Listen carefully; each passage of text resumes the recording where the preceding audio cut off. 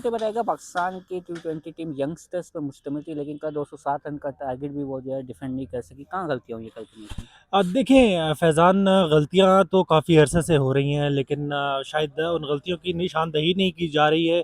अगर की जा रही है तो गलत निशानदेही की जा रही है। अगर हम लोग देखें तो पाकिस्तान का प्रॉब्लम हमेशा से हमारा ये रहा है कि हम लोग अपनी जो स्ट्रेंथ है वो बैकअप जो ख़ास तौर पर जो स्ट्रेंथ है उसको तैयार नहीं करते। हम लोग सिर्फ हाल का सोचते हैं, हम लोग मुस्तकबिल का नहीं सोचते। अगर मौजूदा सेटअप की बात करें तो बाबर आजम के बारे में पहले कहा जाता रहा कि वो और रिजवान दोनों जो हैं वो T20 साइड में फिट नहीं बैठते हैं, उनका स्ट्राइक रेट का प्रॉब्लम है। लेकिन आप देख रहे हैं कि मोहम्मद रिजवान और बाबर आजम दोबारा से आए हैं टीम में और वो खेल रहे हैं। इसी के साथ साथ हमारे अब जो बेंच स्ट्रेंथ है वो इतनी जो है वो मजबूत नहीं है।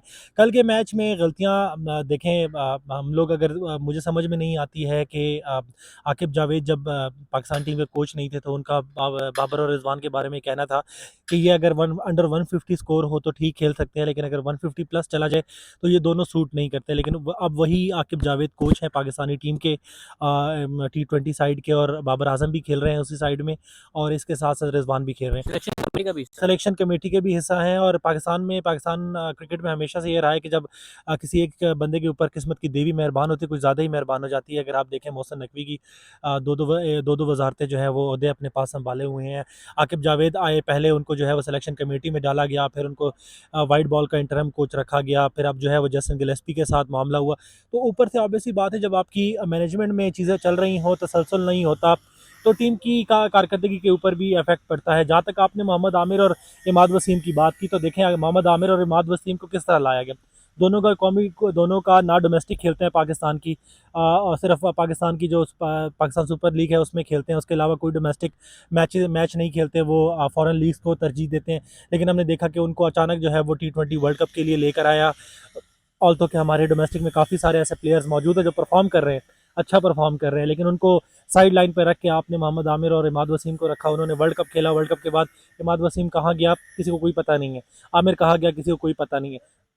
मेरे ख्याल में जब से फ्रेंचाइज लीग में पैसा आना शुरू हुआ है, अब जो है वो जो नेशनल साइड है उसकी इंपॉर्टेंस शायद मेरे नज़दीक, मेरा ये मानना है कि कम हो गई है। अब प्लेयर्स तरजीह देते हैं कि फ्रेंचाइज क्रिकेट खेल के पैसा कमाया जाए, ना कि मुल्क के लिए खेला जाए। तो यही सूरत हाल आमिर और इमाद वसीम की भी है कि उन्होंने फ्रेंचाइज क्रिकेट को हमेशा से तरजीह दी है। आप आमिर की अगर देखें तो मोहम्मद आमिर को तो पाकिस्तान क्रिकेट बोर्ड का, पाकिस्तानी कौम का सबसे ज़्यादा शुक्रगुजार होना चाहिए कि जिस तरह स्पॉट फिक्सिंग में वो आए, पाबंदी लगी, उसके बाद भी कौम ने उनको एक्सेप्ट किया, उनको कौमी टीम में लाया गया। लेकिन उसके बावजूद उनके जो नखरे हैं वो शायद किसी और आसमान पे थे, और वो नखरे करते रहे। कभी कहते थे कि जी मेरा कोच के साथ प्रॉब्लम है, कभी कप्तान के साथ प्रॉब्लम, कभी मैंने इधर नहीं खेलना हो, ये नहीं करना। और अब जो है वो आखिर में रिटायरमेंट ले रही है। तो मेरा ख्याल है कि बलाट अली आखिरकार, और एक अच्छा जो है वो पाकिस्तान के लिए फ़ैसला है कि एटलीस्ट जो है वो ये दोनों प्लेयर्स अब मुस्तकबिल में पाकिस्तान के कलर में नज़र नहीं आएंगे। जहाँ तक मौजूदा टीम की परफॉर्मेंस की बात है, तो जब तक हम लोग बेंच स्ट्रेंथ नहीं बनाएंगे हमारी परफॉर्मेंस ऐसी ही रहेगी। अब जो है वो T20 अब काफ़ी चेंज हो चुकी है। अब आपको जो है वो 200 के राउंड अबाउट स्कोर करना पड़ता है। पाकिस्तान ठीक है, एक टाइम पे आप 150 करते थे तो आपके पास बॉलिंग स्ट्रेंथ वो थी कि आप बचा जाते थे। लेकिन अब आपको जो है क्रिकेट इतनी तेज़ हो गई है कि आपको 200 प्लस करना पड़ेगा, और 200 प्लस करने के लिए आपको स्ट्राइक रेट इंप्रूव करना पड़ेगा। ये नहीं कि आप 110 120 के स्ट्राइक रेट से खेलें। अगर हम लोग पहले T20 की बात करें तो रिजवान के अगर हम स्ट्राइक रेट खेलें, ऑल तो उन्होंने 70 कुछ स्कोर किया, लेकिन उनका स्ट्राइक रेट देखें तो उनका स्ट्राइक रेट 120 130 था। हालांकि वो खेलते रहे तकरीबन 17वें 18वें ओवर तक वो खुद खेलते रहे। तो अगर 17वें 18वें ओवर तक आप खेल रहे हैं तो आपको बतौर कप्तान और बतौर सीनियर बैट्समैन मैच फिनिश करना चाहिए था। लेकिन मैच फिनिश यहाँ पर शायद मेरे नज़दीक मेरा ये मानना है कि यहाँ पर जो प्लेयर्स हैं वो अपने इनफरादी रिकॉर्ड्स को ज़्यादा तरजीह देते हैं, ना कि जो है वो टीम की परफॉर्मेंस को या रिजल्ट को। अच्छा हाशिर, आखिर में चैंपियंस ट्रॉफी का शेड्यूल शिकार है, अब तक आईसीसी फैसला किया है। कब तक इम्कान है कि आईसीसी की जानिब से जो फार्मूला तय हुआ है वो उसका ऐलान हो जाए, शेड्यूल जारी हो जाए? देखिए, फ़ॉर्मूला काफ़ी पहले से तय हो चुका है फैज़ान। मैं आपको बताऊँ कि तक ये अभी कल रात को अपडेट आई है, लेकिन ये अपडेट जो है ये तकरीबन नवंबर के एंड में ये फार्मूला तय हो गया था। शायद इस वक्त दोनों बोर्ड्स, पाकिस्तान क्रिकेट बोर्ड भी और बीसीसीआई भी फेस सेविंग कर रही है अपने लिए, कि दोनों के लिए विन विन सिचुएशन हो। अगर देखा जाए तो अभी कहा जा रहा है कि ये फ्यूजन मॉडल है, लेकिन अगर रियलिटी में देखें तो ये भी हाइब्रिड मॉडल ही है।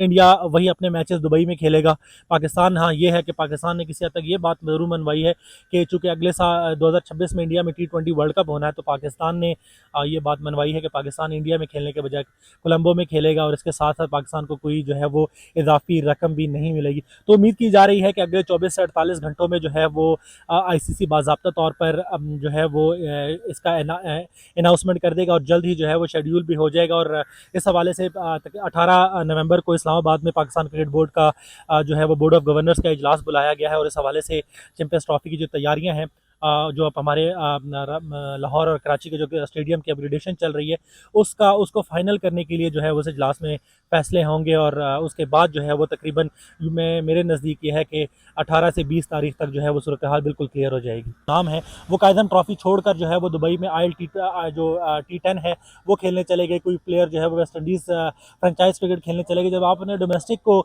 जो है वो प्रायोरिटी नहीं देंगे, इज्जत नहीं देंगे, तो आपके पास फिर बैकअप में प्लेयर्स कहाँ से आएंगे। जी बिल्कुल, जैसा आशिर ने कहा कि अपने डोमेस्टिक जो टूर्नामेंट्स होते हैं उनको इज्जत दी जाए, उन पे खिलाड़ी जो इंटरनेशनल लेवल के खिलाड़ी हैं उनको भी खिलाया जाए, चाहिए कि वो डोमेस्टिक क्रिकेट खेलें, और जो डोमेस्टिक के परफॉर्मर है उनको भी टीम में शामिल करें। जो छोटी टीमों जैसा जिम्बाब्वे के खिलाफ सीरीज़ है तो वहाँ पर उनको टूर करवाएं, ताकि उनका कॉन्फिडेंस भी बिल्ड हो, वो